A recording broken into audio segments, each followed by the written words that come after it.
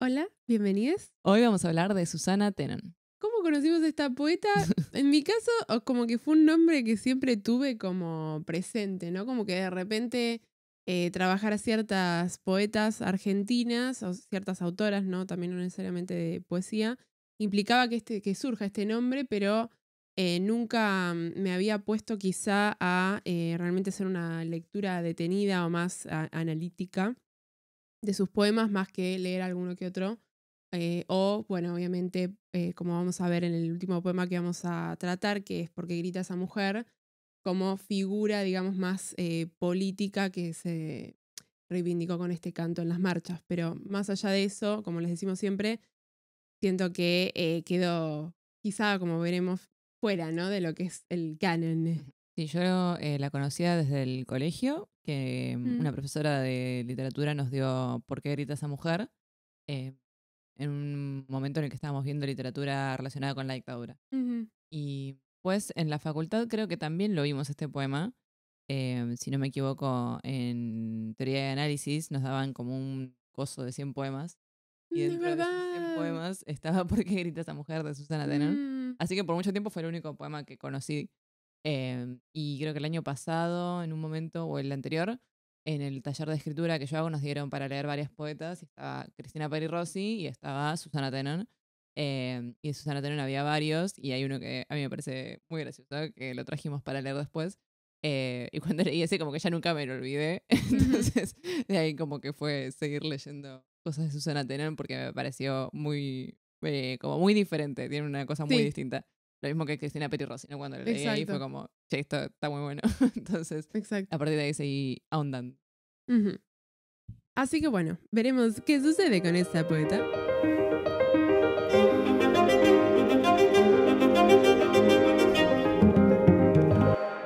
Susana Tenon fue una poeta, traductora y fotógrafa argentina cuya producción suele incluirse dentro del movimiento del boom latinoamericano, que para explicar o reponerlo de manera muy breve, obviamente, se dio hacia la década del 50, el 60 en nuestro continente, ¿no? Con distintas personalidades literarias cuyas voces resaltaron con nueva experimentación en cuanto al lenguaje, en cuanto a la narración, en cuanto a los géneros literarios. em, y bueno, realmente resaltaron y llegaron a un reconocimiento mundial. Entonces muchos escritores que publicaron no dentro de lo que era esta época quedan un poco dentro también de la misma bolsa, ¿no? Ujú. Como bueno, Cortázar, Gabriel García Exacto. Márquez, e incluso Cristina Peri Rossi, si recuerdan que habíamos dicho de La nave de los locos, Ujú. era una de las novelas que se incluía. Em, en general son varones, ¿no? Los que se rescatan dentro del movimiento, así que está bueno también ver qué mujeres se fueron ingresando en este canon. Total. En este sentido, fue contemporánea, por ejemplo, a otras poetas como Alejandra Pizarnik, de la que hemos hablado y amamos profundamente, Olga Orozco, Silvina Ocampo, de la que hemos hablado también. Con Pizarnik, de hecho, compartió ciertos proyectos como la participación en la fundación de la revista Agua Viva, que hacia la década del 60 reunía en sus publicaciones a distintas personalidades destacadas de la poesía nacional. Sin embargo, no hay evidencia de que se haya mantenido una amistad entre ellas dos, simplemente que eran colegas, Ujú. ¿no? Tenon nació en Buenos Aires el 19 de mayo de 1935 en una familia de origen judío muy interesada por el arte y la cultura. Su padre era un psiquiatra muy exitoso al punto de que se carteaba con Freud, Un montón. el mismísimo Freud, y su madre era ama de casa. Desde joven, Susana se formó artísticamente en compañías de jóvenes actores. A los 18 años trabajó como actriz en una apuesta del enfermo imaginario de Molière, yo también, y también interpretó el rol de monja en Rosal de las Ruinas de Belisario Roldán, que se estrenó en el Teatro Cervantes en 1953. Al egresar del liceo, comenzó la licenciatura en letras en la Universidad de Buenos Aires. Shout out. Allí entró en contacto por primera vez con Alejandra Pizarnik y luego con quien se convertiría en una de sus mayores confidentes, Ana María Barrenechea. Hacia 1958 se publicó su primer libro de poesía, Edad sin tregua, y al año siguiente Habitante de la Nada, que fue el segundo volumen. En 1960, después de participar de la fundación de Agua Viva, comenzó una etapa de apertura hacia la comunidad poética, participando de otras publicaciones literarias de la época en revistas como Bibliograma, Empresa Poética, Encuentro y, por supuesto, la famosísima Sur. En 1964 terminó la carrera de letras con orientación en letras clásicas, una compañera. Pero ella latinista. Bueno, no sé si la vamos a aceptar. Y pasó por unos años en los que se dedicó justamente a dar clase de latín. Ujú. Luego renunció para dedicarse a tiempo completo a la traducción y tradujo, entre varios, a Rainer Maria Rilke, que es un poeta y novelista austríaco muy destacado, y publicó una edición muy bella en la que sumó fotografías que ella había sacado y que se vinculaban, iban dialogando con los poemas. Poco después publicó su siguiente poemario titulado De lugares extraños de 1967, que marcó el final de lo que la crítica considera su primera etapa poética. Entre 1970 y 1982, Tenon abandonó su actividad literaria, ya sea en publicaciones propias como en colaboraciones con otros medios, para dedicarse por completo a la fotografía. Por ese entonces ya estaba consolidado su vínculo con la bailarina argentina Iris Scaqueri, a quien acompañó por varios años en sus giras por América y Europa. La obra fotográfica de Susana incluyó producciones en Buenos Aires y varias exposiciones en galerías de Europa, y obtuvo el premio de fotografía parisien en la categoría de fotografía humorística, con una serie llamada Humor Blanco, Humor Negro, que era una muestra compuesta de 60 fotografías en blanco y negro. Y además de acompañar a su pareja Iris en todas estas giras, surgieron las muestras Brindis a la danza y Acerca de Iris Scaqueri. Y acá les trajimos una cita de unos versos, ¿no?, que van acompañando algunas de estas fotografías acerca de esta bailarina que era su pareja, que dicen: Iris golpeó la tierra con una larga vara blanca y subió por su propia cabellera. El espacio giró a su alrededor. El espacio era un ser de infinitas dimensiones que despertaba y baila su conjuro. Entonces comprendí que me había encontrado con la danza. Después de la etapa fotográfica, Susana volvió a publicar en 1984 con Distancias y en 1987 con Ova Completa, que fue su última colección y su última publicación en vida. Estos dos poemarios marcan un giro en su estilo poético, ya que en palabras de Ana María Barrenechea, en estos poemas se exploran las posibilidades ofrecidas por diferentes experiencias críticas para la construcción de los terribles juegos. Humor corrosivo, sátira, felicidad verbal, de su propio orbe imaginario. De este volumen, ¿no?, van a ser los poemas que les trajimos para analizar hoy, y que son estos, ¿no?, como que Sofi comentaba que suenan como distinto, ¿no?, como una voz realmente muy humorística e interesante, obviamente. Poco tiempo después de la publicación de Ova, la salud de la autora comenzó a desmejorar con episodios de mareos y migrañas, hasta que le descubrieron un tumor cerebral y falleció el 5 de abril de 1991 a los 51 años, en una situación muy triste, ¿no?, porque ella aparentemente, ¿no?, si bien también es una personalidad de la que encontré pocos datos, ¿no?, de lo que era su círculo, ¿no?, como que no era una persona muy pública, pero se la consideraba, ¿no?, como alguien que tenía una vida muy productiva, muy como de salir, ver gente, qué sé yo, y terminó sobrellevando sus últimos meses, ¿no?, en la casa de su madre, con la que tenía muy mala relación. Entonces, como que, fueron unos últimos meses que aparentemente en la correspondencia que se conservó se manifiesta una oscuridad muy grande, ¿no?, de lo que era este sufrimiento que ella padeció en los últimos días, digamos. Antes de fallecer, Susana se contactó con Ana María Barrenechea y María Negroni para entregarles todos sus poemas, traducciones, papeles, bocetos, borradores y todos sus papeles. Como sabía que su situación era terminal, les dejó la tarea de recopilar su obra. Así fue que entre 2001 y 2004 se publicaron los 2 tomos de La morada imposible por la editorial Corregidor, donde se reúne su obra completa, y también se comenzó un periodo de recopilación de las fotografías, notas y borradores, y sobre todo de correspondencia que Tenon mantenía con Barrenechea, Negroni y otros autores. Yo leí esto hoy en la ficha y me puse a pensar, todos mis textos están en drives, y si me muero y nadie tiene la contraseña, Pero se puede cambiar. van a quedar ahí para siempre. Pero te mandan una notificación a tu teléfono y te cambian la contraseña. No, en el drive de OneDrive, ¿no? Ah. Voy a investigar cómo se hace. Tiene que haber una manera de cambiar la contraseña. Seguro pusiste una dirección Alterna. clara. Debe haber. Igual sí es muy interesante porque muchos autores, ¿no?, que fallecieron y que toda esta obra fue como medio recopilada a la fuerza, como habíamos comentado en su momento que sucedió con Emily Dickinson, ¿se acuerdan? ¿Se acuerdan? Yo me acuerdo. Ella le preguntaba a un auditorio ausente. Pero bueno, en su momento se acuerdan que habíamos contado que Emily no quería, que de hecho había quemado muchos poemas y fueron igual recopilados por su hermana, como pisando el deseo, ¿no?, de la autora. Y en este caso fue como un deseo de ella de que todo esto que no había editado de algún momento llegue a la luz. Entonces me parece como que está muy bueno. En cuanto al éxito o reputación de la autora, podemos decir que su figura permaneció por fuera del canon literario debido a cierta distancia que mantuvo con el ambiente intelectual de la época. Esto aparentemente fue una decisión personal. Se sabe que, por ejemplo, rechazó una beca del CONICET para no aburguesarse. Eso me mató porque hoy día quedo con una Claro. beca con Tal cual nada. Me muero de hambre. Literal. Por lo que podemos entender que este corrimiento tenía que ver con un sentido bastante elitista en el campo intelectual porteño, que si pensamos, ¿no?, en cómo estaba dividido con toda esta cuestión de las revistas, ¿no?, que nucleaban un grupo y nucleaban el otro, tiene un poco de sentido, ¿no? Ujú. Muchas veces se ha comparado la poesía de Susana Tenon con la de Pizarnik debido a ciertos temas que son recurrentes en la obra de ambas, como el tema de la sexualidad femenina, la soledad, esta sensación de un yo lírico más bien existencialista. A mí, no sé, siempre me hizo acordar más a Peri Rossi, pero por el humor, creo yo, que Sí. por la temática. Como señala María Negroni en el prólogo de La morada imposible, ambas poseen además procedimientos textuales en común, como la mezcla de los registros discursivos, el uso de lo banal y la deformación del latín o las referencias clásicas. Sin embargo, en el caso de Tenon se destaca más, y sobre todo en la última etapa poética, un uso de lo grosero, la parodia y la ironía en el espacio del yo lírico que habilita una voz más ácida y a veces también política. Hoy les trajimos entonces diversos poemas de Ova Completa que están muy buenos y muy entretenidos, así que los vamos a ir charlando juntos. El primer poema que vamos a leer es justamente el que da título, ¿sí?, a esta colección, Ova Completa, que viene, ¿no?, como este poemario con una aclaración, ¿no?, de lo que quiere decir Ova Completa.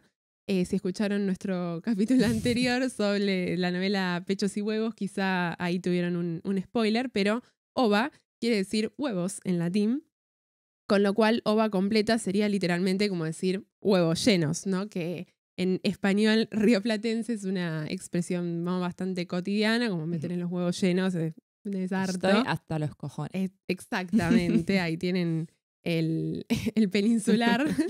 Con lo cual, ¿no?, la ironía está presente desde el título, ¿no?, porque Susana decide presentar esta expresión típica en latín, haciendo como un eco soberbio de una forma considerada típicamente elevada, ¿no?, en idioma en clásicas, sobre todo en lo que es el ámbito poético, y además la forma latina ova también nos lleva a pensar en los ovarios, ¿no?, como habíamos mencionado en el capítulo anterior, lo cual es muy relevante y adelantado para la época, teniendo en cuenta que el uso de la expresión está en género neutro, en latín, y de esta manera funciona como una síntesis de lo que va a ser un movimiento que se va a mantener a lo largo de todo el poemario con el uso de la ironía y la sátira, ¿no?, y sobre todo con la tergiversación o desafío a ciertos discursos así como elevados, dominante incluso a la autoridad, ¿no?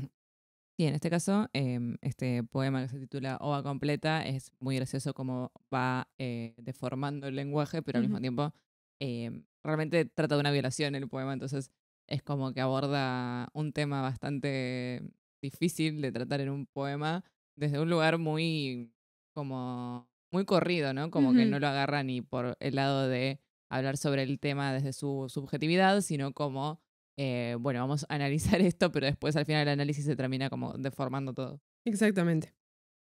Así que bueno, primero lo leemos. Filosofía significa violación de un ser viviente. Viene del griego filoso, que corta mucho, y fía, tercera persona del verbo fiar, que quiere decir confiar, y también dar sin cobrar ad referendum.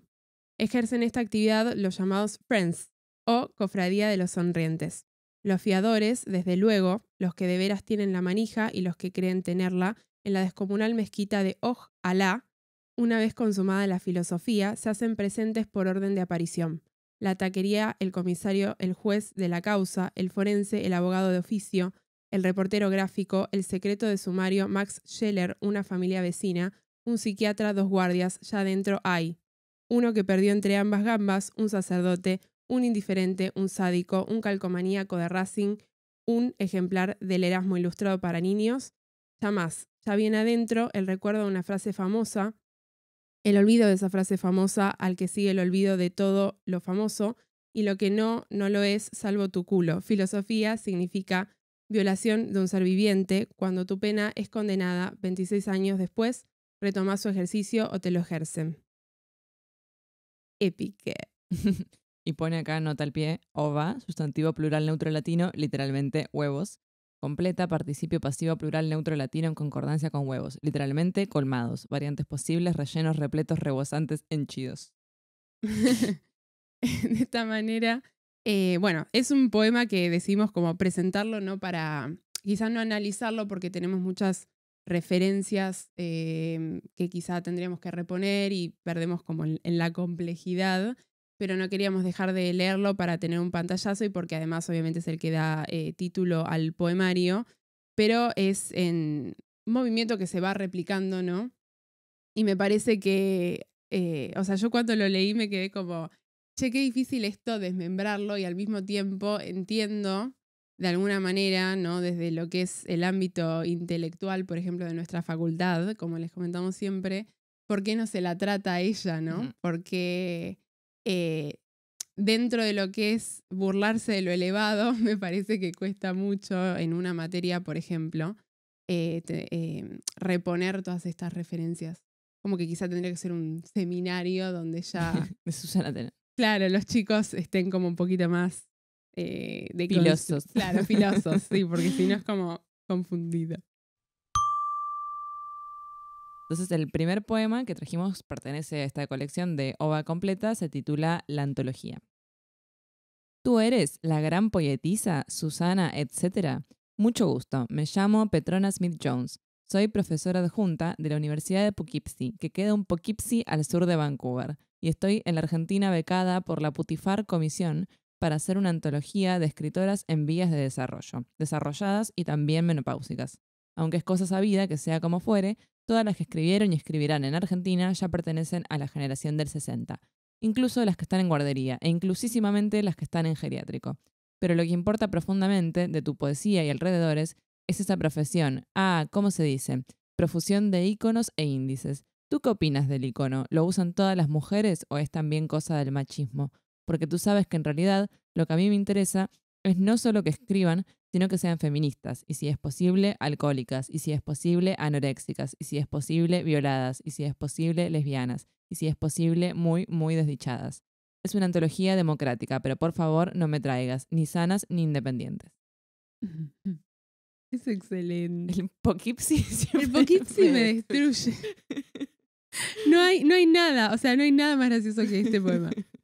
Es verdad que recuerda mucho a Peri Rossi por el Ujú. uso del humor y a mí me resulta siempre que me encuentro con un poema de este estilo, como también ya simplemente no por usar humor o por hacer un juego de palabras, ya es como burlar, ¿no? Ujú. Esta forma elevada de lo que es la poesía o la lírica, sobre todo si lo comparamos con lo que era, no sé, la lírica antigua o con poetas del siglo XX o del siglo XIX incluso. Obviamente no inauguró ella Ujú. el uso del humor en la poesía. Una de sus influencias más marcadas es Oliverio Girondo, por ejemplo, que, bueno, si no lo leyeron, es un poeta argentino que incluye el humor en muchas de sus colecciones, pero me parece excelente. El cantar de la... Sí, además, no sé, siento que el uso de humor incluso en Girondo, por ejemplo, como que es muy distinto, como que Sí, yo siento sí. que con estos poemas me río en voz alta Sí, sí, realmente. sí, sí, es verdad. Y digo, cuando dicen estas cosas tipo, las mujeres no son graciosas, es porque ustedes no están entendiendo.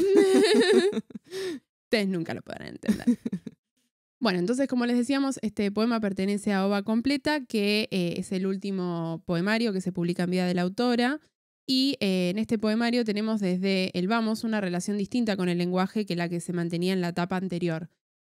Algo que resaltan mucho los textos críticos acerca de la poesía de Susana Tenoon es esta cuestión de que el parentesco como más marcado, por decirlo de alguna manera, con Pizarnik, está más presente en la primera etapa, ¿no? Donde los poemas, como no tienen presente quizás este uso de la sátira o del humor, están más marcados como en esta cuestión de un yo existencialista o incluso temáticas quizá más clásicas de la poesía, como la melancolía, la soledad, la nostalgia, la noche, etcétera, etcétera. Según Negroni, en Ova se representa un lenguaje emputecido que habilita mezclas violentas de estilos, niveles, géneros discursivos, situaciones comunicativas, entre otras cosas. Y también se inaugura como la creación de un lenguaje propio a partir de esta sátira y puesta en tensión de formas consolidadas, como por ejemplo los términos eruditos, como veíamos en el caso del poema Ova Completa, o a partir de la mezcla de idiomas. Vieron que también en Ova Completa teníamos este verso de ejercen esta actividad los llamados friends, y es como que uno tiende como a leerlo así, tipo friends. O también como en esta cuestión de quizá tomarse libertades con la sintaxis, con el uso de mayúsculas, minúsculas o zafarse como elementos de puntuación, ¿no? Sí, yo en un momento dudé cómo leer porque dice la putifara. Commission lo pone con 2 S, pero le pone la tilde, entonces exacto. Es commission y es comisión, ¿no? Exactamente. Para Barrenechea, tematiza el estudio de las etimologías, es decir, otra variante dentro de la rama de la traducción, ¿no? Niega el origen, dice, es la naturaleza misma de la traducción, producir otro texto que dialogue con el que lo genera y con los que de algún modo están ligados a ambos por los códigos y los contextos diversos de sus respectivas producciones. Esto me parece muy interesante para pensar porque, bueno, ya en sí, toda la idea de traducir siempre es como generar un texto nuevo. Obvio. Sobre todo en poesía, donde es muy difícil de mantener de alguna manera, ya sea o el significado, o la estructura, o la métrica original, siempre es como, bueno, luego tenés que sacrificar porque no vas a poder con todo. Tal cual. Entonces ya en poesía el hecho de generar una traducción es complicado, pero Susana lo lleva como a un extremo cuando hace, por ejemplo, los poemas de traducción simultánea. Y acá en este caso también, como decíamos, con el tema del lenguaje de, por ejemplo, usar palabras en inglés o de cosas que vienen del griego o del latín y transformar su significado, es como que lo recontextualiza, ¿no? Dentro de lo que es el poema. Como esto de la Putifar Commission, que ahora veremos. Además, en Ova, muchos poemas tratan sobre la materia poética misma, ¿no? Y establecen la creación literaria como una problemática, un punto de discusión, justamente a partir de la parodia o el cuestionamiento de estas formas, por lo cual existen distintos poemas que ya desde el título marcan una especie de género, ¿no? Como por ejemplo Monólogo al aire, uno que se llama Oración, Razón de mi voz, poema con traducción simultánea español-español, como mencionaba Sofi, y por supuesto el que nos convoca ahora, que es la antología, ¿no? Sí. Bueno, antología, la etimología vendría a ser selección de flores, porque viene del griego anthos, que significa flor, y el verbo lego, que entre varias cosas significa escoger o recoger. Entonces es una colección de fragmentos selectos de una actividad. O sea, serían las flores del poeta, por decirlo de alguna manera. Exactamente. Desde el comienzo, entonces, tenemos una temática desde la cual parte el sujeto lírico, que es este pedido para participar en una antología, ¿no? En este sentido, tenemos una estructura típica que se desarrolla a lo largo del poema, desde su inicio hasta su final, que simula un pedido en el campo académico o en un campo intelectual con una presentación, ¿no? De esta persona, de esta voz, la pertenencia institucional, el ofrecimiento y la descripción de lo que es la temática de esta antología como para tentar al autor a participar de la misma, ¿no? Tenon lo lleva al campo de la ironía, se burla de la intelectualidad y el propio campo poético al que supuestamente ella pertenecería a partir de distintos mecanismos. Al comienzo, la primera estrofa dice: tú eres la gran poetisa, Susana, etcétera, mucho gusto, me llamo Petrona Smith Jones. Soy profesora adjunta de la Universidad de Poughkeepsie, que queda a un Poughkeepsie al sur de Vancouver, y estoy en la Argentina becada por la Putifar Commission para hacer una antología de escritoras en vía de desarrollo. Entonces, esto ingresa en la categoría del humor a partir de una distorsión irónica, ¿no? Parodia el discurso académico a través de distintos juegos que hace con el lenguaje. En primer lugar, tenemos la presencia, ¿no? En estos primeros versos de este poetisa, ¿no? Que encima no está escrito en su versión castellanizada como poetisa, sino utilizando como medio esta raíz que viene del griego, ¿no? Del poietés, entonces reformulado como poetisa, que obviamente es un uso irónico de un término que tradicionalmente ha funcionado de manera peyorativa para distinguir la producción poética en términos binarios, ¿no? Es decir, como una forma elevada de quienes son los poetas varones, ¿no? Y luego están las poetisas. El sustantivo poeta por mucho tiempo tuvo y en parte sigue teniendo este peso y realiza una denotación muy excluyente del género masculino en la poesía, mientras que la versión femenina es la que se ha utilizado de manera despectiva. De hecho, lo hemos mencionado, ¿no? al tratar a Alfonsina Storni, ¿no? Que críticas que recibía, las recibía, ¿no?, con el uso de este poetisa despectivo. Que, bueno, en su etimología original no necesariamente era negativo. O sea, Exactamente. Safo, por ejemplo, que era poetisa, Ujú. la desinencia, no me acuerdo si era con z, me parece que es algo así, Sí. en femenino. Digo, no era una connotación negativa, Ujú. pero bueno, obviamente con el uso en castellano se empezó a utilizar de esta manera. Y hoy en día creo que hay medio una especie de reivindicación Sí. de la poetisa. Entonces, por ejemplo, cuando decimos Pizarnik era poetisa, no es que estamos Ujú. diciendo que era una mala poeta o Exacto. que era menos que los poetas varones, sino que era literalmente una mujer que escribía poemas, por lo tanto era una poetisa, ¿no? Yo me quedé traumada porque en el último año de la facu cursé una materia que, bueno, he comentado que era literatura, bueno, análisis y literatura feminista, no recuerdo bien ahora el nombre, la peor. Bueno, nuestra profe de prácticos es una persona, le mandamos un beso, Florencia Gileta, muy, muy combativa.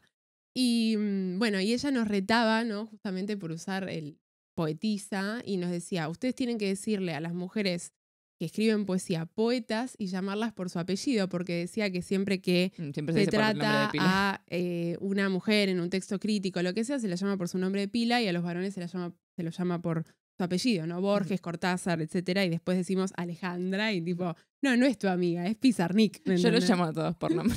Claro. Son todos Eh, amigos. y bueno, nada, me quedé traumada, pero es cierto que como dice Sofi, últimamente hay como una reivindicación de este poetisa sin que el uso sea necesariamente despectivo, ¿no? Yo estoy a favor. ¿Del poetisa? Sí. ¿Militas el poetisa? Es como, ¿cómo se dice? Las palabras reapropiadas, Claro. como queer. Ujú. Para mí, poetisa no tiene por qué ser negativo si es literalmente el término Femenino, sí. femenino. O sea, en griego funcionaba de esa Claro, manera. a menos que vos me digas, no sé, soy un poetice y quieres que te trate de neutro, me parece que está bueno volver a usarlo. Si no, poetés, decimos. Voy a decirlo en griego. Poetes. Poetés. No, porque si no, como que siento que seguimos perpetuando justamente la connotación negativa. Ujú. Y cuando leemos cosas como Alejandra Pizarnik era poetisa, como que queda como. "Ugh". Y en cambio, cuando lo empezamos a usar de manera Ujú. positiva, de hecho, incluso yo diría que lo podemos usar para distinguirnos de los poetas varones. Claro. Ahora, haciendo negativo el uso de poeta. Eso llevaba todo al extremo, ¿viste? Nunca igualdad, solo odio al varón. Hay que pisotear. Hay que matarlas a todas. Bien.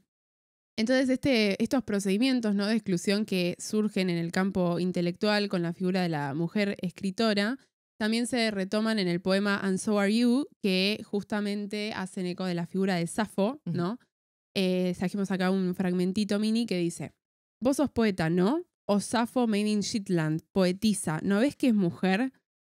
Justamente, bueno, el poema sigue, ¿no?, como en esta línea de desmerecer, ¿no?, la producción de esta gran poetisa que obviamente nadie podría desmerecer, pero como en antología, la voz del yo lírico parte desde este espacio de alguien que está justamente buscando desmerecer a la producción de una mujer y ella se reapropia de esa voz para burlarla, básicamente, ¿no? Sí, aparte acá como que habla como de que un poco si es Safo o cualquier otra mujer, Ujú. como que es lo mismo, ¿no? Como que no importa la escala de mérito porque es una poeta mujer, es una poetisa, no importa si es buena o mala. Y obviamente hay muchos niveles de cero a Safo, ¿no? No, sí, Como que sí, siento total. que sería el parámetro, tal vez. Y lo mismo en este poema, que es como, bueno, ahora lo vamos a mencionar, pero el tema de, por ejemplo, decir Susana, etcétera, ¿no? Es como, Ujú. ¿qué me importa que tu apellido? Claro. Sos Susana. Sos Susana, te necesito para esta antología Sí. porque cumplís con estos requisitos, ¿no? Ujú.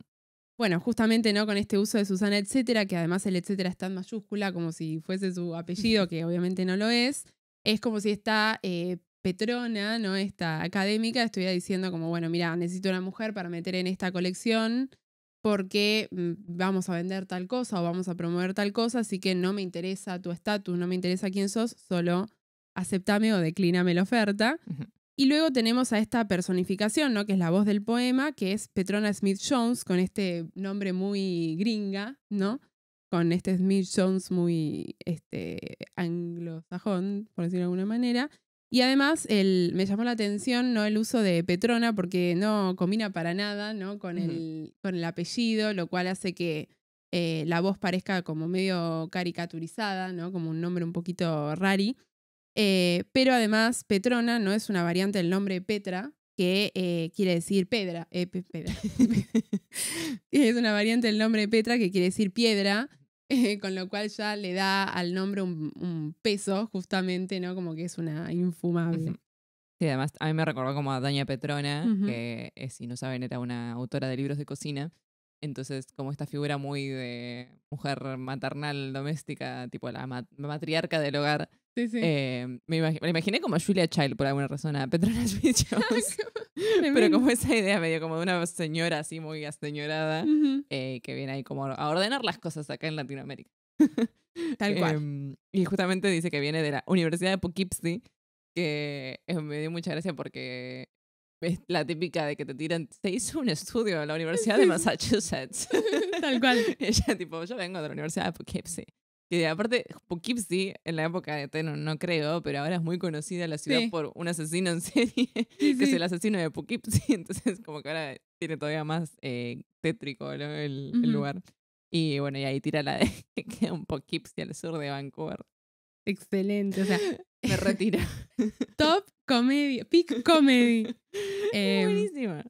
Sí, también Poughkeepsie suele ser como, es un pueblo, ¿no?, de Nueva York, en el estado de Nueva York, que queda siempre muy de paso porque ahí combinan muchos trenes. Ujú.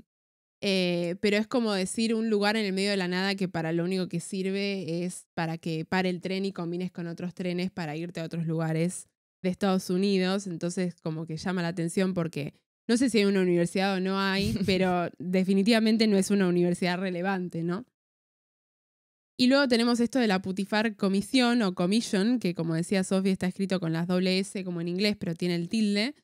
Y Putifar fue en realidad un guerrero y jefe de la guardia y de la corte egipcia, que también está representado en distintas tragedias griegas que no llegaron que no se conservaron, pero que se sabe por la lista de personajes que aparecía.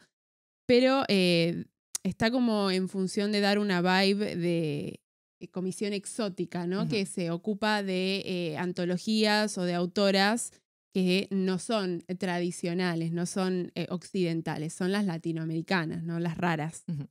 A mí, yo te pensé tipo la putivuelta, porque vieron que Ah, ahora como que puti para mí funciona como prefijo. sí, Vos sí. podés poner puti en algo y Sí, sí. queda. El Entonces, putillor. claro. Entonces, como la putifar comisión me dio también esa idea de alguien que está girando, tipo en Ah, búsqueda de autoras. no sé si existía el No creo, putivuelta pero. en esa época, pero sí. Bueno, y en este sentido, ¿no?, un poco después Petrona establece, pero lo que importa profundamente de tu poesía y alrededores es esa profesión. ¿Cómo se dice? Profusión de íconos e índices. Entonces, marca, ¿no?, el lugar de la diferencia o el margen con tu poesía y alrededores, ¿no? Como una cosa es nuestra poesía y otra cosa es la poesía de ustedes que están ahí en Latinoamérica y que encima son mujeres, Ujú. ¿no? Sí, aparece como esta cuestión de un poco lo que pasa con poetisa, ¿no? Como de sí o sí tenés que marcar que hay unas que son menos que, Ujú. no necesariamente por lo que escriben o cómo escriben, sino simplemente por este rol que ocupan, ¿no? Exacto. En ese sentido tenemos una representación estereotipada de los criterios que rigen las agendas de investigación literaria. Hace un ataque a este ámbito, tanto el editorial y el crítico y el académico, cuyo primer objetivo parecería ser siempre vender, ¿no? E incrementar la proliferación de publicaciones de poetisas bajo los criterios que les parecen y estableciendo las generalizaciones que se le ocurren. Por eso luego va a decir, para hacer una antología de escritoras en vías de desarrollo, desarrolladas y también menopáusicas, aunque es cosa sabida que sea como fuere, todas las que escribieron y escribirán en Argentina ya pertenecen a la generación del 60, incluso las que están en guardería e inclusivamente las que están en geriátrico. Tremendo. Bueno, esta cuestión de la generación del 60, ¿no?, tiene como una especie de doble valencia, porque por un lado Tenon y Pizarnik y muchas otras no eran poetisas que pertenecían a esta generación del 60 por una cuestión de que publicaban en esta época y este contexto que les mencionábamos del boom latinoamericano, pero también queda como una especie de bolsa, ¿no? En las que las meten a todas por igual y siempre la crítica tiende a hacer mucho esto de compararlas, como decir como, bueno, esta y esta, de la generación del 60, entonces más o menos trataban lo mismo y quizás hace que se pierda, ¿no?, la individualidad de cada una. Y además, algo que marca mucho, ¿no?, es esto de que tanto las que publicaron como las que van a publicar, o sea, a futuro, incluso las que están en la guardería, dice, o las que están en el geriátrico, van a pasar a formar parte de también esa misma generalización que las mete a todas en un mismo ámbito. Sí, igual, por suerte en Argentina siento que no se hace tanto lo de las generaciones, Sí. pero en España, por ejemplo, les encanta armar grupitos. Entonces generación del 27, sí. Generación del 68. Y no tiene ningún sentido cronológico, porque vos ves los autores y por ahí publicaron 10 años atrás. Sí, sí. Pero entonces, ¿qué generación es? O tienen edades re distintas. ¿En qué criterio estamos armando una generación? Para mí como que agarraron un par que les gustó y dicen, bueno. No, bueno, a veces tiene que ver con grupos que se consolidaron y como, bueno, generación tal, porque eran un grupo literario que además a veces tenía como un objetivo incluso político, como les comentábamos en el caso de Bachman, pero a veces es simplemente como una cuestión medio editorial, ¿no? Había que meterlos en la buena. Había que meterlos. Y es este juego con los países tercermundistas, ¿no? Dice esto de en vía de desarrollo, que es como que siento que los países latinoamericanos como que siempre quedaron ahí en esa casilla. Y es como, ¿en vía de desarrollo de qué? Tipo, claro, ¿cuál es el objetivo? Criterio? Claro. No sé, ahora que veníamos de hablar de la cultura japonesa, por ejemplo, país sumamente desarrollado, pero que después vas y decís, che, macho, ¿qué está pasando? Claro. ¿Por qué se están suicidando todos? Sí. ¿Por qué no nacen niños? Y después habla como de también en vías de desarrollo, como que podría ser, bueno, las poetas más incipientes, ¿no? Las noveles, que en ese caso también es como donde pones el límite, porque ya en este punto, por ejemplo, Susana Tenono es una autora consagrada, entonces no está en vías de desarrollo, pero al mismo tiempo aparece como una cuestión de decir la menstruación, ¿no? El desarrollarse. Entonces, como, bueno, las que son tipo menores de edad todavía, como esas que van a escribir después, todavía metámoslas, aunque no hayan escrito nada aún. Exactamente. Sí, porque además, sobre todo si pensamos en una lectura un poco más biográfica, ya que el poema habilita, ¿no?, con Susana, etcétera, ella ya era muy conocida porque estamos en la última etapa de su poesía y en todo ese break que ella se tomó cuando se dedicó al 100% a la fotografía, fue muy leída y participó de muchas revistas en las que todos se leían entre todos, entonces no es que era una don nadie, justamente. O sea, si era algo, era una poeta no en vías de desarrollo, ¿no? Ya tenía su carrera. Ya menopáusica y vivía de eso. Pero por otro lado, ¿no?, tenemos dentro de lo que es también esta lectura biográfica, el hecho de que ella nunca se sintió, ¿no?, como decíamos, parte de este campo intelectual argentino y pasó a la historia como una poeta inencasillable, o en algunos textos la mencionaban como una despoetada, siempre como por fuera del canon o siempre a la sombra de otras figuras como la de Pizarnik, ¿no?, que es como, bueno, trabajaban en el mismo proyecto, ¿no?, en esta revista Agua Viva, pero sin embargo Pizarnik es Pizarnik y a Susana Tenono por ahí algunos se la nombra así, es como, no, ni idea quién es, ¿no? Entonces, un poco el poema, ¿no?, marca como cuál es el riesgo de no pertenecer, o sea, de no aceptar, por ejemplo, participar de esta antología, que te puede llevar a ser una voz conocida, por más de que quizá el criterio no sea como el más noble del mundo, porque quedás por fuera del canon y quedás en la bolsa de las que no son leídas, no son analizadas, ¿no?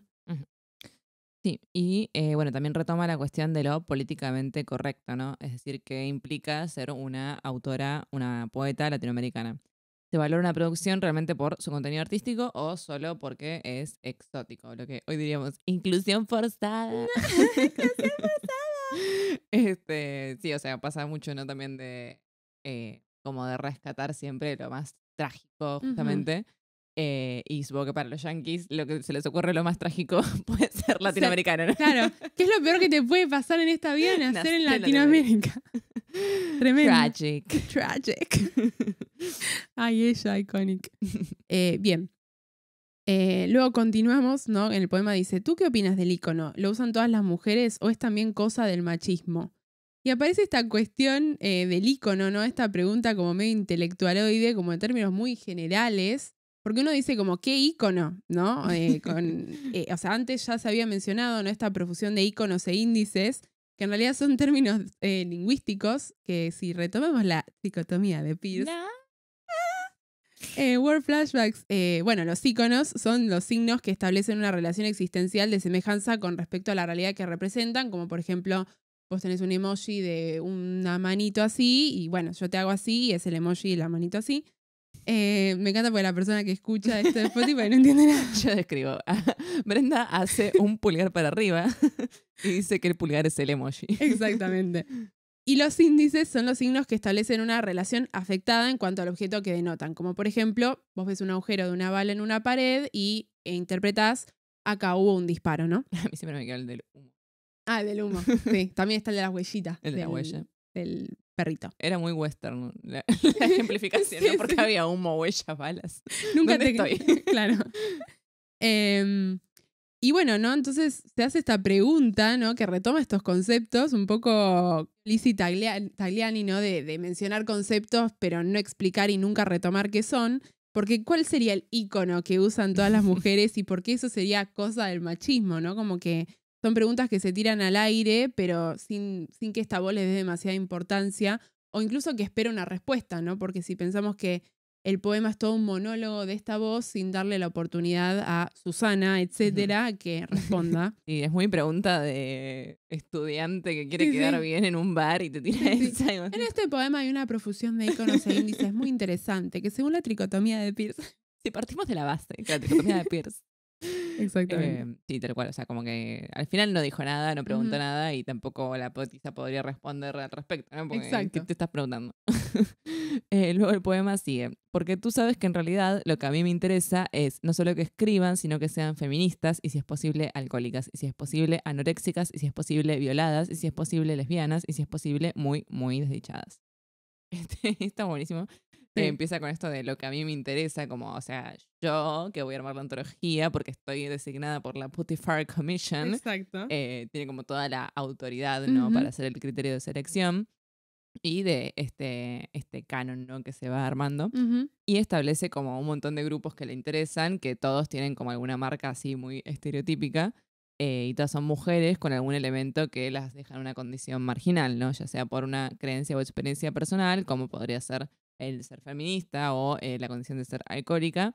Y después, bueno, como que ya se empieza como a derrapar, ¿no? Sí, Porque sí. es anoréxica, violada, lesbiana o desdichada. Sí, sí, sí, sí. Y que todas como también metidas en una misma bolsa, ¿no? Como ser feminista en la misma bolsa que ser anoréxica o que ser lesbiana. Y todo eso es ser desdichada, como, o sea, ¿qué es ser desdichada? Ser mujer y poeta, ¿cómo es la cosa? El otro día volví a ver un sketch de Cualca, de los capocómicos, Ah, que hay uno de los capocómicos del sketch que dice, no, no puedo hacer más esto, no puedo seguir explotando a las mujeres, creo que soy feminista. Y después el personaje de Malina Pichot dice, sí, fue muy duro para mí enterarme que Kiki era lesbiana. sí, ¿qué? Y tal cual, tipo, se piensan, bueno, todo lo mismo, ¿no? Feminista, Claro. lesbiana, violada, yo qué sé. Como... Sí, o sea, todas igual marchan todas, reclaman todas lo mismo, ¿no? Siempre quieren derechos. Bien, entonces dentro de lo que es esta parodia, ¿no? Del falso pedido académico editorial, como les decíamos, no es un diálogo, sino es un monólogo, en el que se mezclan todos estos discursos sociales sobre estereotipos y generalización de la escritura de mujeres y específicamente de la poesía de mujeres latinoamericanas, podríamos agregar. Y el poema termina con un punchline que después de establecer todos estos grupos excluyentes, dice, es una antología democrática, pero por favor no me traigas ni sanas ni independientes. Justamente después de leer todo este poema, algo que parece no ser la antología es democrática, ¿no? Porque el poema no solo delinea una voz que busca transgredir y criticar, sino que también marca, ¿no? Todos estos rasgos humorísticos que a uno no le hacen creer en ningún momento que puede ser seria, ¿no? Esta antología, sino que parte de una premisa que realmente no tiene mucho sentido. Y bueno, en este sentido podemos pensar en comparación.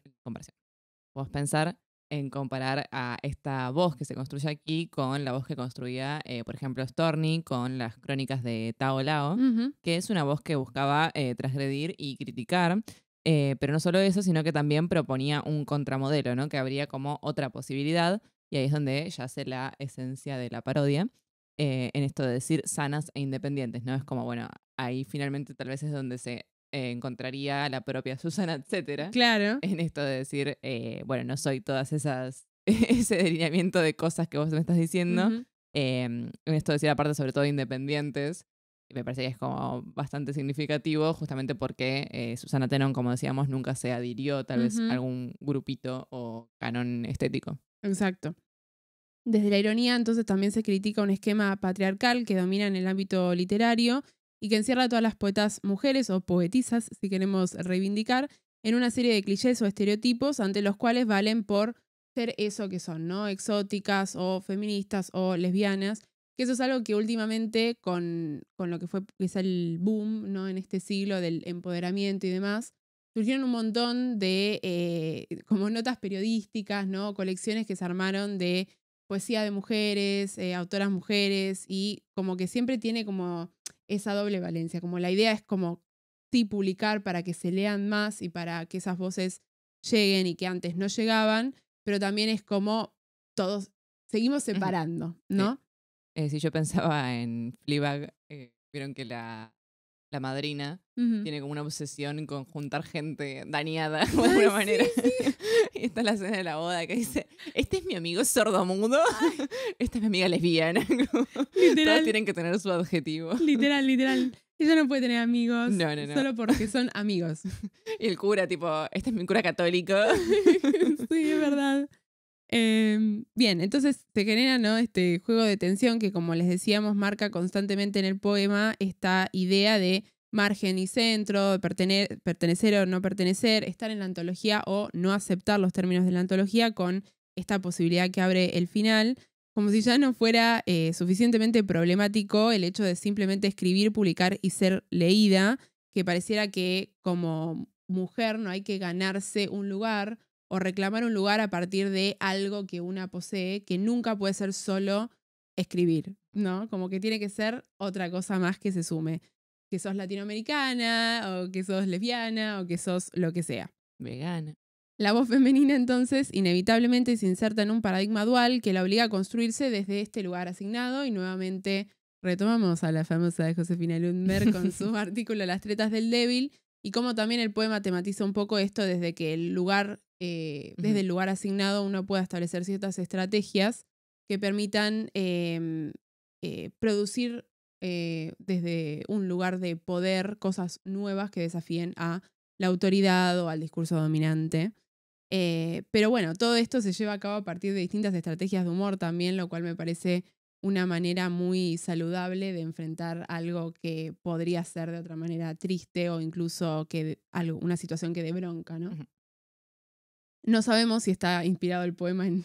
Por ahí le pasa. Por ahí le pasó, ¿no? O Le tocó recibió una una oferta Petrona. random.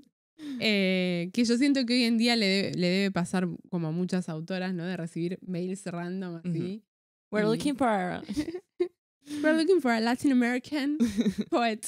Igual, o sea, me parece que hay, sobre todo en Estados Unidos, porque creo que ahí es donde pasa más Sí, esto, sí. hay muchas mujeres que lo explotan, y que siento que bien por ellas, pero que de alguna manera se sigue perpetuando. No voy Mm. a dar nombres, pero Rupi Kaur. Ah, sí, sí, sí, te entiendo igual. Sí, sí, total. Así que bueno, vayan a leer más de Oba y igual seguimos. Ujú. Seguimos. Seguimos acá en la casa. El siguiente poema que trajimos quizá no es tan humorístico como el anterior, pero tiene lo suyo. Se llama Canto Nupcial, título provisorio, y dice así.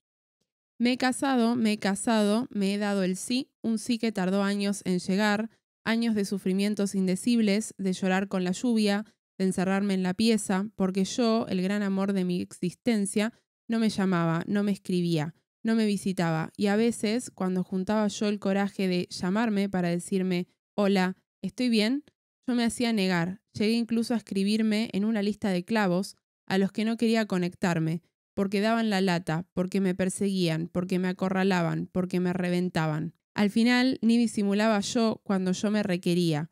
Me daba a entender finamente que me tenía podrida, y una vez dejé de llamarme y dejé de llamarme. Y pasó tanto tiempo que me extrañé. Entonces dije, ¿cuánto hace que no me llamo? Añares, debe hacer Añares, y me llamé, y atendí yo, y no podía creerlo, porque aunque parezca mentira, no había cicatrizado, solo me había ido en sangre. Entonces me dije, hola, ¿soy yo? Soy yo, me dije, y añadí, hace muchísimo que no sabemos nada, yo de mí ni mí de yo. ¿Quiero venir a mi casa? No, perdón. ¿Quiero venir a casa? Sí, dije yo, y volvimos a encontrarnos con paz. Yo me sentía bien junto conmigo, igual que yo que me sentía bien junto conmigo. Y así, de un día para el otro, me casé, y estoy junta, y ni la muerte puede separarme. Me encanta. Está muy bueno este poema. Bueno, tiene un comienzo que nos parece épico, ¿no? Con este me he casado, me he dado el sí, un sí que tardó años en llegar. Tenemos una literación, ¿no? De este primer verso, y la literación es un recurso que se va justamente aliterando, repitiendo a lo largo de todo el poema, ¿no? Que se marca, ¿no? Como esta insistencia en el lenguaje. Y se reafirma, ¿no? Con esta primera repetición de este primer verso, la temática del poema, que recuerda también a una forma consolidada en la poesía, que es la forma del himeneo. Sí, el himeneo es una composición lírica tradicional y canción que se cantaba durante la procesión de la novia en la antigüedad, que, bueno, justamente tiene que ver con una divinidad que es Himen, que se invocaba por la pérdida de la virginidad, ¿no? Hoy día seguimos diciendo también el Himen. Exacto. Y a veces se repetía, por ejemplo, esto de Himen Himeneo, si leen Catulo, por ejemplo, aparece. Ujú. Y nuevamente, ¿no? Como les decíamos en el poema anterior, tenemos la transgresión de un discurso consolidado, que sería esta forma, ¿no? De la composición en honor a la celebración del casamiento, pero acá celebrando un casamiento que está corrupto, entre comillas, porque no implica la unión de dos personas o la unión de un hombre y una mujer, si lo pensamos en términos tradicionales, sino la unión del yo con el yo, ¿no? Además, casado evoca un cansado, ¿no? Que luego se establece en el poema y se retoma con el me tenía podrida, como si este yo tuviese una especie de carga de hartazgo en sí mismo. Tenía la ova completa. El poema establece además una imposibilidad de permanecer en las lógicas de un cuerpo uno, y a la vez con este me he casado conmigo, ¿no? Hablé, está china. Abre la posibilidad de pensar al yo como una entidad doble, ¿no? Que el desdoblamiento también es un recurso poético que aparece mucho en poetas que experimentan, ¿no? con el humor y la parodia, como en Girondo aparece todo el tiempo, por ejemplo. Y marca un rechazo a encerrarse, ¿no? En lo que sería la jaula de un otro, que pensar en una pareja hipotética, y un aprendizaje o la aceptación de un yo, ¿no? Con este me he casado, o bueno, me harté de intentar con otro, me he casado conmigo. Lo que podemos pensar es que el poema establece en dos partes, ¿no? Dos momentos que dentro de lo que es por ahí este hartazgo o esta situación de espera del yo, es una primera etapa un poco más triste y una etapa donde finalmente tenemos una unión, ¿no? Yo quiero decir, cuando leí este poema la primera vez, pensé que Silvia Prieto podría tranquilamente recitarse este poema, Sí. porque sufre este desdoblamiento de la personalidad a raíz de que se entera de que hay otra Silvia Prieto, Ujú. y ella está harta de sí misma, así que también tranquilamente se puede llamar y decir Silvia Prieto. Bueno, entonces a partir de este yo desdoblado se replica en dos etapas, ¿no? En primer lugar tenemos esta incomunicación o no comunión con el yo, que se repite o se reitera en distintos versos como años de sufrimientos indecibles, de llorar con la lluvia, de encerrarme en la pieza. Y a partir de esto aparece esta incomunicación, esta falta de diálogo que tiene con el yo, o con yo misma, que dice no me llamaba, no me escribía, no me visitaba. Y aparece esta cuestión de los clavos, que a mí me resultó muy curioso en el poema, que dice, esperen que se los repito, que decía, yo me hacía negar, llegué incluso a escribirme en una lista de clavos a los que no quería conectarme porque daban la lata, porque me perseguían, porque me acorralaban, porque me reventaban. Yo me quedé pensando cuando lo leí por primera vez qué es esta lista de clavos, ¿no? Porque si uno piensa Un en clavo es un pesado. como un clavo, claro, como tengo un clavo en el zapato, tengo algo pesado, algo que me molesta. No, pero se dice de la gente. Sí, por Tipo, eso, es un perno. como un establecimiento de dentro de lo que era esta etapa de incomunicación o imposibilidad de soportarse a sí mismo, estaba también esta percepción de no me banco, no me soporto, soy un clavo, soy una insoportable. Ujú. Y además esto se suma a una situación del yo en peligro, ¿no? Un yo que está abandonado y que está un poco entre la espada y la pared con estos versos que repiten la situación de me perseguían, me acorralaban, me reventaban.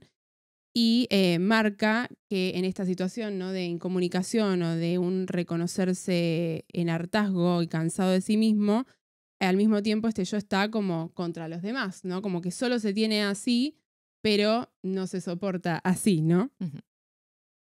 Bueno, y en este sentido llega el clímax, ¿no? De estas ideas cuando establecen los versos, me debo entender finamente que me tenía podrida y una vez dejé de llamarme y pasó tanto tiempo, ¿no? Es decir, ahí tenemos el pasaje a esta segunda etapa con el hartazgo total en el que finalmente es como, listo, me pudrí y dejé de llamarme, o sea, dejé de intentar unirme conmigo misma, entenderme o aceptarme y pasó un tiempo en el que eh, no hubo comunicación, no hubo comunión.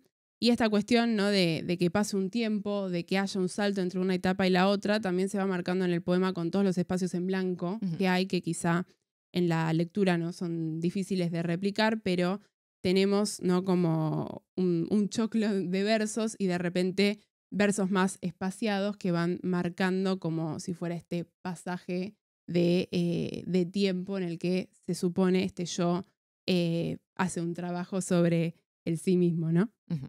En este sentido, ¿no? Esta primera etapa que marca el poema, un poco que también la crítica la lee en consonancia a lo que era la primera etapa en la poesía de Susana Tenon, porque estos primeros poemarios, Edad sin tregua, Habitante de la nada y de lugares extraños, van construyendo un yo poético que se va desarmando y como que se va abandonando a sí mismo y como que está constantemente en los márgenes de pertenecer a un grupo o de aceptarse o incluso reconocerse como un individuo.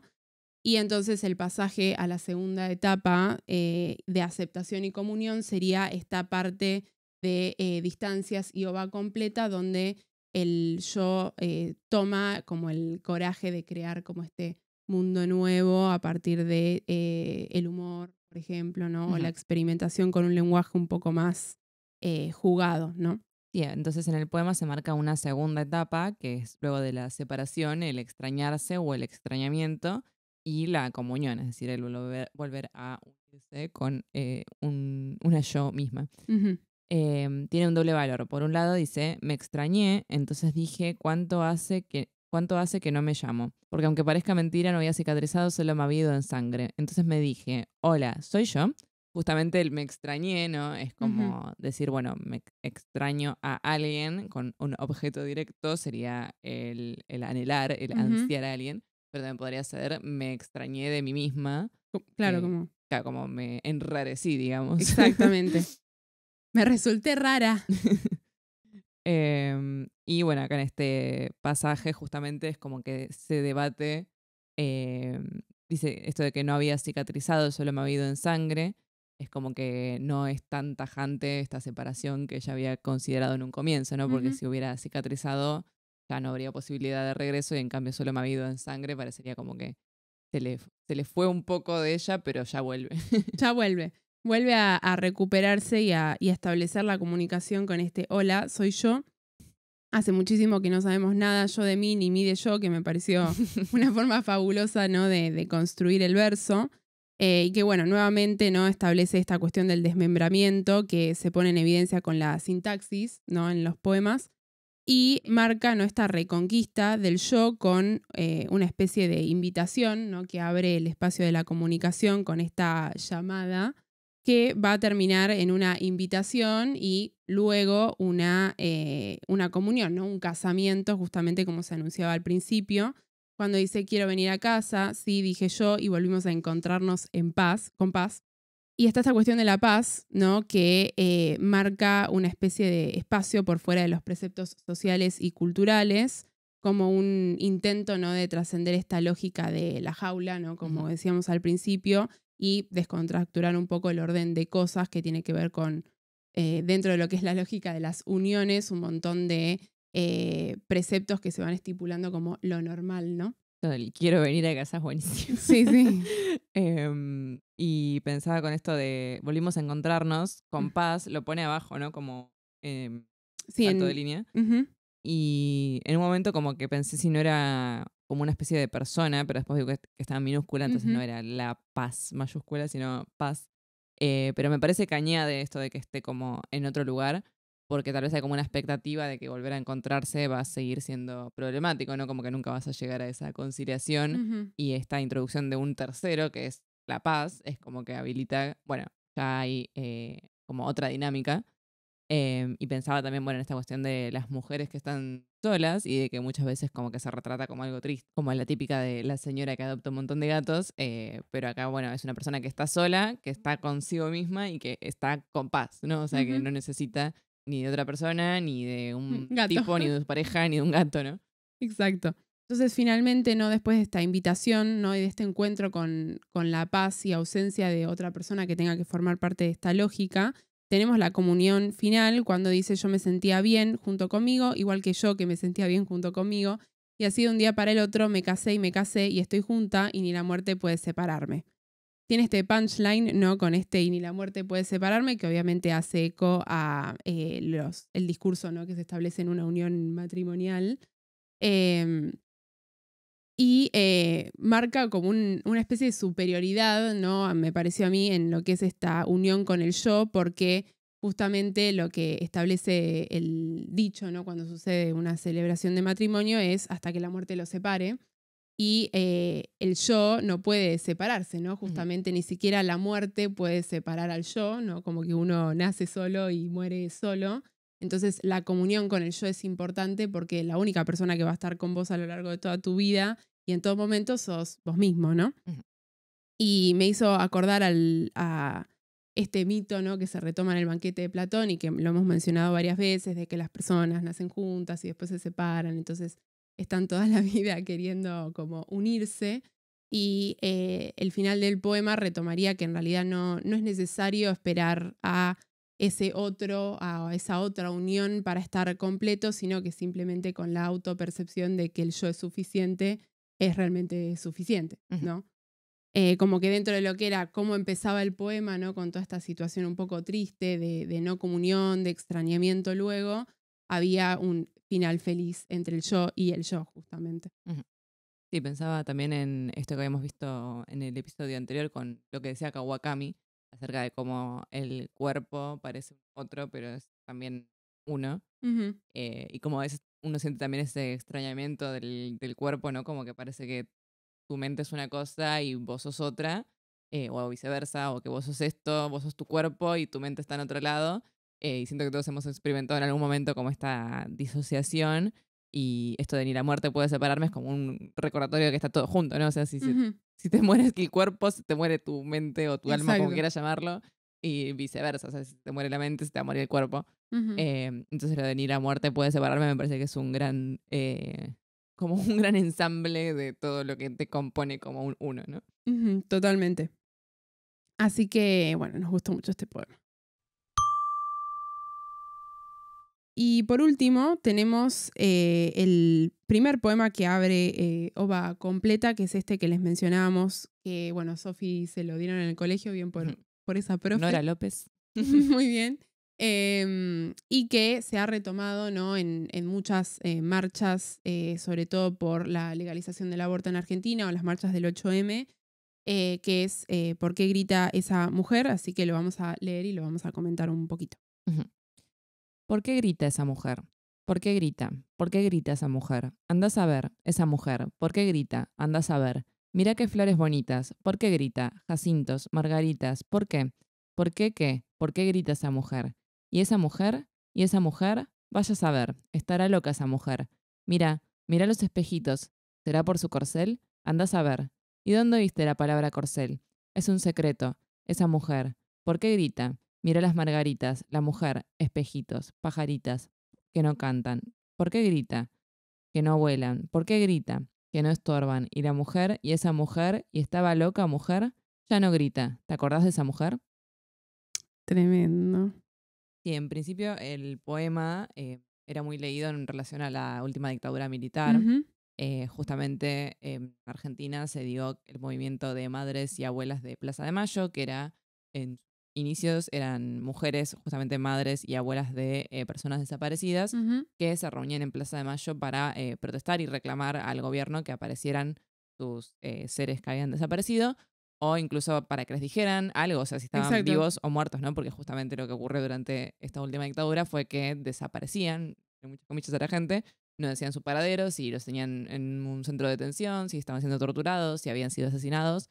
Y la gente, bueno, estaba con esta incertidumbre y mucha gente aún continúa, obviamente, hoy con esta incertidumbre.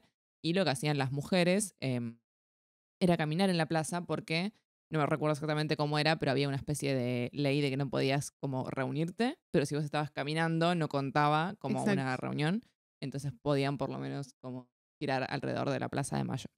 Y bueno, yo cuando lo leí en el colegio fue un poco antes creo que de los movimientos de que empezaran de Ni Una Ujú. Menos y del 8M, y me acuerdo que lo habíamos leído en esta sintonía, Ujú. y creo que, bueno, probablemente Susana Tenen, supongo que la habrá escrito más o menos un poco después de esta época, ¿no? Claro, y sí, porque pensemos que, como les mencionamos, esta segunda etapa de su poesía se abre en 1984, Ujú, es decir, luego de la dictadura, ¿no? claro. Y en camino a la recuperación de la democracia. Ujú, Entonces, quizá era bastante reciente, ¿no? Es cierto que la etapa en la que ella se va a trabajar de fotógrafa y acompaña a Iris por todas estas giras coincide, ¿no? Con la época en la que muchos autores se vieron obligados a ujú, dejar de publicar por una cuestión de las restricciones de la dictadura, ¿no? ujú. Entonces, tiene mucho sentido, ¿no? Que pensar que quizá la inspiración surgió a partir de ese lado. Y bueno, como decía Bren, hoy en día y hace ya algunos años, Ujú. es un poema que se retomó mucho en las marchas por la legalización del aborto y en contra de las desapariciones de mujeres, y que como ya hemos dicho, también nos parece que digamos, un continuo, o sea, no es que no tiene nada que ver, sino que justamente el hecho de que sigan desapareciendo mujeres en Exacto, nuestro sí. país, en democracia, obviamente el Estado tiene que responder por esto y que si bien obviamente no es el mismo contexto de la dictadura militar, es algo que no debería estar ocurriendo y que el poema me parece que en esta resignificación cobra mucho valor, ¿no? Sí, sobre todo porque en particular en las marchas que eran por la legalización del aborto, en el contexto en el que se estaba tratando la ley en el Congreso y antes de que se apruebe, la idea, ¿no? De reivindicar el poema tenía que ver con todas esas muertes que se daban justamente en oscuridad, Ujú, ¿no? De un Estado que no protegía y de que realmente simplemente con establecer una ley y establecer ciertos preceptos de protección hacia la mujer y su cuerpo, no iba a haber más muertes causadas por eso, ¿no? Entonces me parece como que dentro de lo que es la voz del poema sirve quizá para distintos escenarios en los que obviamente reclamar es súper ujú, importante. Y algo que me llamó la atención de todo lo que fue la reivindicación de este poema, en particular en las marchas de legalización del aborto y del 8M o de Ni Una Menos, es que el poema fue transformado en canción y ujú, pareciera como que Tenon como si lo hubiese escrito justamente con ese objetivo, porque si se fijan, el poema tiene o sea, tiene ciertos recursos líricos que suelen aparecer en canciones particularmente, como esta cuestión de las repeticiones, que en una canción hace que uno pueda aprendérselo de manera más fácil, ¿no? ujú, Pensemos, si nosotros tenemos un poema en verso libre donde todos los versos son distintos o no tenemos una estructura de rima que nos ayuda a memorizarlo, es mucho más difícil de recitar que un poema donde tenemos aliteraciones, donde hay al menos un verso que va uniendo las distintas partes de ese poema lírico, ¿no? Entonces, me pareció como una especie como de visión a futuro en lo que se iba a transformar el poema o la importancia que iba a tener, porque luego, bueno, se le fue otorgando como una especie de ritmo, incluso en YouTube ujú. hay videos, ¿no? Como de cómo performarlo o performance grabadas de las marchas. lo cual me parece que está muy bueno porque vos podés saltar de una grabación de la voz de Susana Tenon recitando el poema a la performance en la marcha de la legalización del aborto, a un clip de Canal Encuentro de cuál es el ritmo del poema, ¿no? Entonces me pareció como muy loco eso. Me estaba riendo porque me acordaba de una de las marchas que fuimos, que Sí. estuvimos como 10 minutos intentando escuchar una canción para aprendérnosla y no entendíamos la letra. Y tuvo que venir una chica y nos la dijo, tipo, no es así. Claro, después yo me di cuenta que lo que hacían muchas chicas era buscarlas, ¿no? Como Claro, ya tenían antes el cancionero. Claro, había cancioneros o vos buscabas, qué sé yo, por qué grita esa mujer y más o menos antes de ir a la marcha te lo ibas aprendiendo como para no estar tan perdida y solo tener que como que agarrar el ritmo de los demás, pero con Sofía estábamos en la marcha tipo, ¿pero qué están diciendo? ¿Prostituta o qué están diciendo? Me acuerdo. Una situación de mucha confusión. Em, bueno, en lo que pone el acento, ¿no? El poema en un principio es esta cuestión, obviamente, del grito, ¿no? De la mujer que grita, que en principio trae como una imagen de mucho salvajismo, ¿no? Como una mujer que grita, que está reclamando algo, está estableciendo un elemento de voz no verbal necesariamente, porque no está diciendo nada más que estableciendo este grito por algo. Y me parece como que también es hacer voz de situaciones, ¿no? Que han sucedido a lo largo de la historia, donde las mujeres no tenían otra que gritar, ¿no? Por lo que querían reclamar. Y me pareció interesante que, bueno, hay un ensayo por ahí dando vueltas sobre qué implicó, les debo el título porque no lo noté, qué implicó, ¿no? Este poema en todas estas marchas, sobre todo acá en Argentina. Y se comparaba, ¿no? Como esta cuestión del grito con en la Edad Media, cuando había ejecuciones de brujas, ¿no? Parece, ¿no? Como que hay registro que las brujas lo que hacían era morir gritando, ¿no? Mientras las quemaban en la hoguera. Y obviamente todo esto se interpretaba como una búsqueda de conectar con eso demoníaco para generar un castigo o establecer la venganza hacia esas personas que las ejecutaban, pero pensemos, ¿no? Como como se estaban quemando, o sea, obviamente estaban gritando, pero se estaban quemando vivas, no porque estaban llamando al demonio ni nada, pero como reclamar, ¿no? Esta figura de la bruja, que en el último tiempo también fue muy retomada, me parece como que estaba bueno con esta cuestión del grito y cómo fue interpretado a lo largo del tiempo, y de hecho ahora lo vamos a ver, como un sinónimo de locura, ¿no? De salvajismo, y no interpretado como, bueno, justamente por qué grita esa mujer, o sea, cuál es el significado detrás de ese grito, un dolor, un reclamo, una falta, ¿no? Y no, solo era interpretado desde locura, histeria, o demonio. Sí, también el tema de que, digamos, como el grito en sí mismo no consiste en ningún lenguaje, ¿no? Es simplemente el sonido del grito, no necesariamente tiene que tener palabras. Y como que eso también lo que veníamos diciendo acerca de escapar del discurso más canónico, o incluso podemos decir el discurso falogocentrista, para decirlo de nuevo, justamente un grito sin significado, como que por ahí tiene más peso dentro de ese discurso para irrumpir ese discurso, que si empezarás a debatir, ¿no? En cambio, el grito es como que sí o sí irrumpe y interrumpe la conversación. Totalmente. En OVA, entonces, como decíamos en el poemario en general, tenemos estas preguntas o estos desafíos a distintos sistemas y discursos sociales a partir de, como por ejemplo en la antología, asumir una voz dominante y quebrarla con el uso del humor o la ironía. Pero sin embargo, el poemario se abre con este poema que justamente es casi todo preguntas, ¿no? Como el verso que más se retoma es ¿por qué grita esa mujer? Y entre otras preguntas, y termina con una pregunta también. Con lo cual me parece como un movimiento bastante polémico, ¿no? Como para arrancar un poema que además, un poemario que además va a ser tan humorístico, arrancarlo con un poema que no es necesariamente gracioso, ¿no? Sí, bueno, acá trajimos para mostrar la polifonía, ¿no? De cómo se aparece una pregunta y luego hay otra voz que es la que responde diciendo, anda a saber, o mira esto por acá, cómo va desautorizando. Acá trajimos un pequeño fragmento que dice: ¿Por qué grita esa mujer? ¿Por qué grita? ¿Por qué grita esa mujer? Andás a ver, esa mujer. ¿Por qué grita? Andás a ver. Mira qué flores bonitas. Y aquí vemos cómo esta segunda voz que aparece todo el tiempo desautoriza a la primera que pregunta.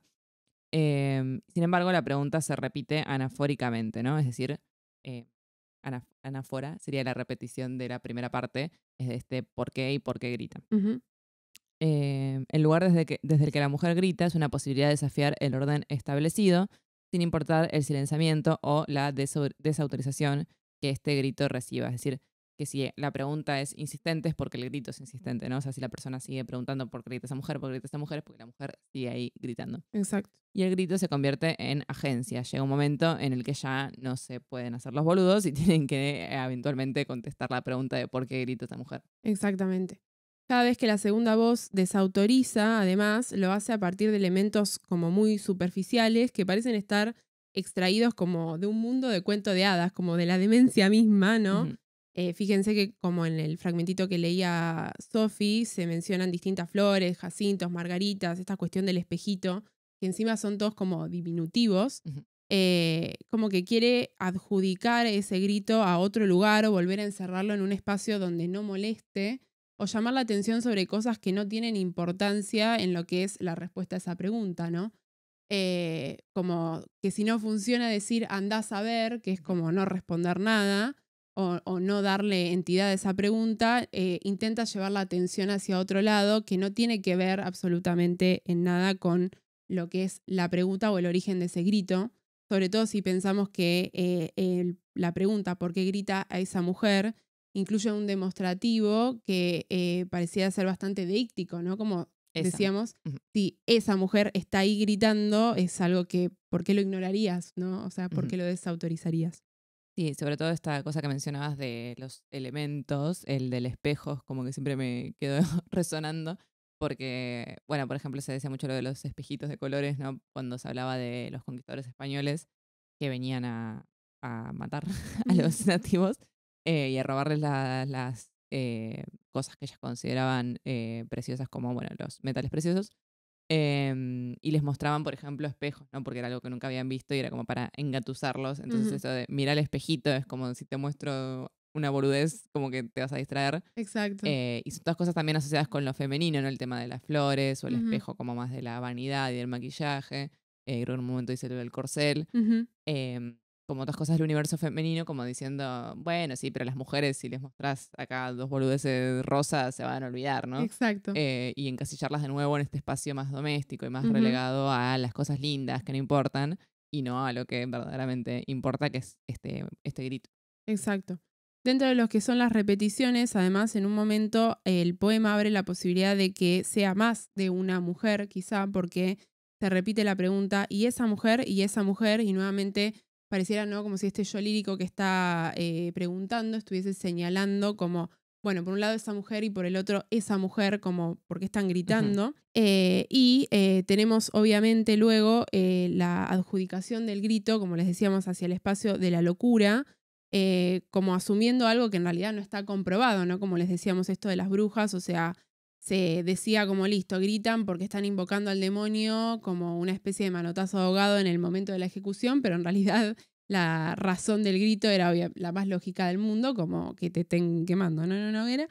Em, entonces se asume esta posición que no tiene argumento como otro medio de desestimación. O sea, si grita esa mujer es porque estará loca y encima la construcción no marca como una falta de seguridad, seguridad total, ¿no? Como ese estará loca o debe Ujú. estar loca o en el mismo tono de ese andás a ver. La voz que intenta desautorizar no puede fijar la atención, entonces establece un argumento cualca como, y general como, bueno, si grita porque está loca, como si fuera a sumar 2 más 2, ¿no? Ujú. Y esto que mencionábamos del corcel, además, podría interpretarse como una figura masculina, ¿no? Si pensamos en el que maneja las riendas, el jinete, sería como el que va a salvar a la mujer indefensa o a la princesa, pero en este caso la puede llevar a donde quiere, o sea, siempre que aparece para salvarla, después no sabemos a dónde se la lleva, ¿no? ¿Qué pasó con Rapunzel después de que la rescata? Y no hay ninguna agencia del rol femenino que no se le consulta si quiere quiere ser rescatada, ¿no? Ujú. Excepto en Shrek, donde se revierte esto. Pero sin embargo, es verdad, aguante Shrek. Sin embargo, ¿no? Como la insistencia, ¿no? de la pregunta marca un rechazo, ¿no? a esta figura del corcel y también un rechazo a fijar la atención en cualquier otra cosa, ¿no? como en términos generales. Y llama mucho la atención, ¿no? que después aparece esta figura de las pajaritas, ¿no? cuando esta voz que intenta desautorizar dice, mira las margaritas, la mujer, espejitos, pajaritas que no cantan, ¿por qué grita, que no vuelan? Que bueno, nuevamente se utiliza el pajaritas en femenino y con este diminutivo, que encima son pajaritas que ni están cantando, o sea, no gritan y tampoco vuelan, ¿no? Como que la atención nuevamente se fija en algo que estas mujeres que están gritando tendrían que intentar replicar, ¿no? Como volver a asumir un rol pasivo de la pajarita que está expectante a que el macho venga a conquistarla. Y en la próxima estrofa eso se acentúa, ¿no? Cuando la voz dice ya no estorban, como si finalmente las pajaritas y las mujeres estuviesen dentro de una misma bolsa, ¿no? Como ya no gritan ni las pajaritas ni las mujeres. Y además es como que quieren distraer con esto, pero después, o sea, vuelve a aparecer lo negativo dentro de incluso del elemento de distracción, como que no hay ni siquiera manera de evadirse de eso que está ocurriendo. Y bueno, al final es cuando termina preguntando por qué grita, que no estorban la mujer y esa mujer, y estaba loca mujer, ya no grita, ¿te acordás de esa mujer? Y este final es como que las preguntas se van disolviendo en la pérdida y el desconocimiento, y ninguna de las voces puede responder qué fue lo que sucedió. Las preguntas, es decir, quedan ahí colgando, si estaba loca, si fue silenciada, si murió, si se la llevaron, y sobre todo esta última en paréntesis, ¿no? Del ¿te acordás de esta mujer? Es bastante intensa porque irrumpe con la estructura que veníamos diciendo, de de la anáfora, de la repetición de la primera parte del verso, y que no sabemos además quién es la persona que lo dice, si la persona que estaba preguntando o la persona que venía intentando evadirse de la pregunta. Tal cual. Y queda, ¿no? como abierto o sea, primero por un lado la posibilidad de saber finalmente por qué esa mujer gritaba, pero también qué le pasó, ¿no? Si la silenciaron, si murió gritando, si simplemente murió o si se cayó por hartazgo, ¿no? Entonces podemos pensar, ¿no? en un grito de protesta como algo que siempre queda anclado a un contexto que se resuelve y luego se pierde, ¿no? Como un grito, decíamos, es una forma no verbal o es un no lenguaje, es algo que no se puede replicar por fuera del contexto que lo hizo surgir. Entonces pensamos que en realidad, si bien el poema se fue retomando, no podemos nunca contestar a la pregunta y no pervive en el tiempo el contexto de la situación, ¿se entiende? Por eso me parece que también el poema abre a un uso muy versátil o a la aplicación a distintas situaciones, porque todo lo que es la razón de ese grito siempre queda evadido y puede llenarse, ¿no? con lo que se precise.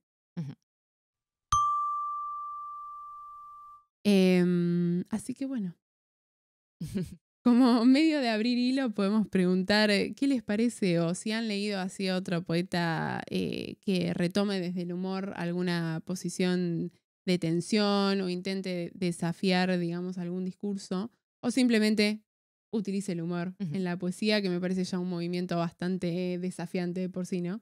Sí, y conocían a Susana Tenon.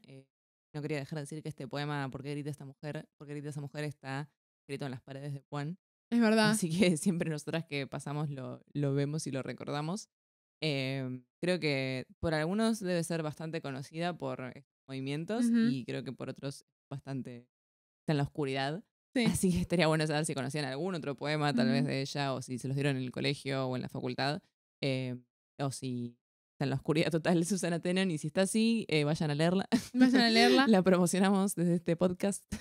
También, bueno, no era quizá el espacio porque además nosotras no somos especialistas en fotografía, pero sí había dentro de lo que era la investigación que fuimos retomando para preparar el capítulo, como mucha importancia a lo que fue también su obra fotográfica y estas muestras que ganaron mucho reconocimiento en Europa también y se la va tratando, ¿no? Como en cursos o carreras de fotografía, lo cual me parece como muy importante, así que quizá alguno la conoce más por ese lado y no por el lado de la poesía o de la literatura.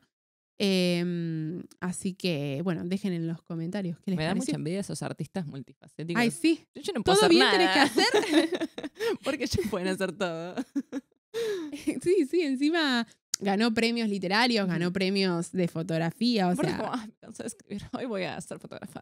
me voy a ir unos 10 años a ser Y van y exitosa. ganan 40 premios y después se aburren y después van a hacer otra cosa. Tal cual, tal cual. Así que bueno, cuéntenos qué les parece y nos vemos en el próximo capítulo. Hasta la próxima.